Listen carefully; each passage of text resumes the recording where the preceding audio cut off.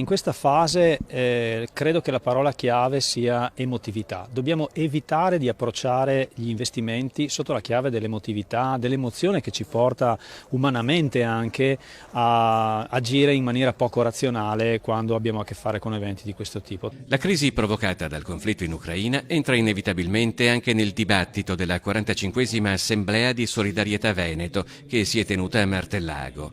Proprio in un momento in cui le difficoltà causate dal Covid apparivano invece superate senza grosse conseguenze. Il miglior bilancio di sempre per il fondo pensione regionale perché raggiungiamo la soglia dei 2 miliardi di patrimonio con una crescita di patrimonio dovuta ai rendimenti finanziari che sfiora i 100 milioni, 120 mila iscritti e ci consolidiamo in questo senso come fondo più diffuso nella nostra regione. Nella fase calante del Covid però è la situazione internazionale a rendere le cose complicate. I prezzi delle materie prime, l'inflazione, questo sta causando un rallentamento complessivo dell'economia e anche e soprattutto sta impattando in termini di rialzo sui tassi di interesse. Ecco, il rialzo dei tassi di interesse assieme alla crisi geopolitica avrà nel breve termine sicuramente un impatto negativo, inutile nascondersi, su tutte le forme di risparmio, specialmente quelle più orientate al breve termine. Ciò non toglie che nel campo dei fondi pensionistici, così come in altri ambiti economici, possano aprirsi scenari interessanti. Lei come la vede? Più ottimista, pessimista?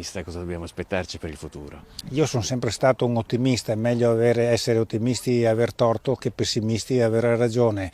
Il risultato è lo stesso, ma sei vissuto meglio.